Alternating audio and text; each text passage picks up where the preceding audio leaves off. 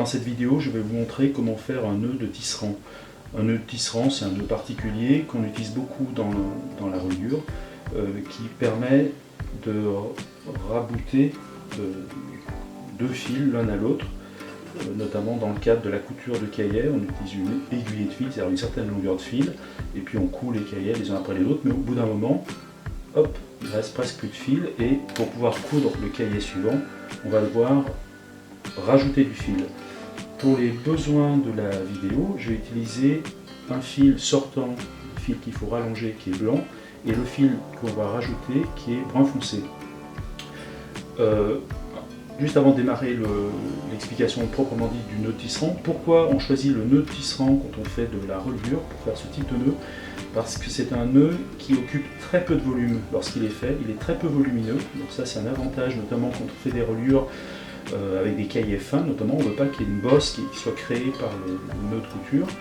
Et d'autre part, c'est un nœud, quand il est bien fait, qui ne glisse pas. C'est-à-dire qu'une fois qu'il est fait, on peut couper les extrémités dépassantes de fil, on peut les couper à 5 mm par exemple, on peut les couper très près du nœud. On est sûr que le nœud de toute façon ne glisse pas. Voilà, donc c'est un nœud très sûr, peu volumineux. Pour faire le nœud de tisserand, alors je me mets dans le contexte de la couture d'un livre. Voilà le cahier précédent, voilà, le fil sort, on se dit « Ah, il est un peu trop court ». On présente bien sûr le cahier suivant qui va être cousu. C'est pour essayer de se rapprocher des conditions habituelles de couture. Voilà, je le positionne comme ça. Pour les besoins de la vidéo, je mets un poids. Voilà. Ici, c'est le fil sortant. Et voilà le fil brun. Pour un moyen mnémotechnique pour expliquer le nœud de tisserand, ça consiste à raconter une petite histoire qui fait intervenir trois éléments, trois personnages. Il y a le puits avec sa margelle, il y a un arbre et il y a le serpent. Alors l'arbre et le puits, en fait, c'est une façon de décrire la boucle que l'on va faire avec le fil brun, c'est-à-dire le fil qu'on va rajouter.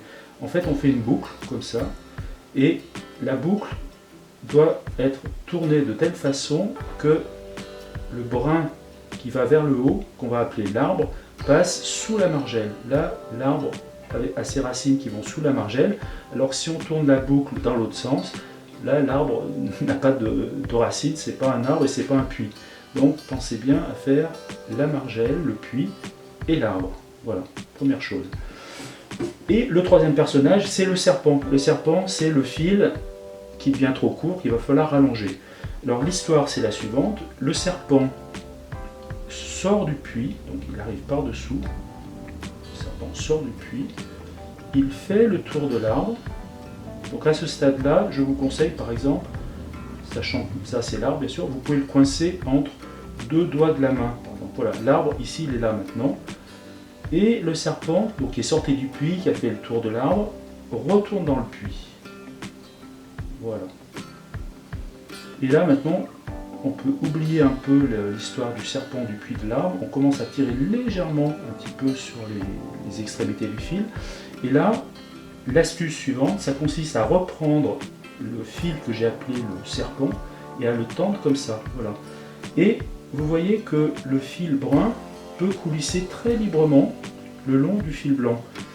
C'est un des avantages aussi du nœud de tisserand quand on s'est entraîné, mais c'est pas très difficile à faire, c'est que ça permet de positionner l'endroit où on va arrêter le nœud très précisément. Et en général, en couture de reliure, on veut le faire assez près de la sortie du cahier précédent. Donc c'est ce que je vais faire, voilà, je me positionne par là. Et maintenant, il faut juste tirer sur les deux extrémités du fil marron. Voilà, je tire sur les deux extrémités du fil marron. Je tire assez fermement tout en maintenant un petit peu le blanc, voilà. Je tire. Et voilà. Par sécurité, après qu'on a fait ça, on peut tirer sur tous les fils, sur tous les brins les uns après les autres, mais le nœud est fait. Voilà.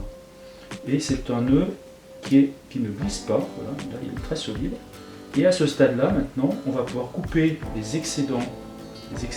Là c'est le fil qui vient après, mais là, ces deux parties-là, elles nous gênent, elles n'ont plus de raison d'être, donc je vais les recouper avec une paire de ciseaux. Et comme je l'expliquais tout à l'heure, bon, pas couper non plus complètement au niveau du nœud, mais on peut couper à 5 mm à peu près. Voilà. Donc c'est un nœud qui est très volumineux. Pour les besoins de la vidéo, bien sûr, les fils qui ont été choisis sont de très gros diamètre.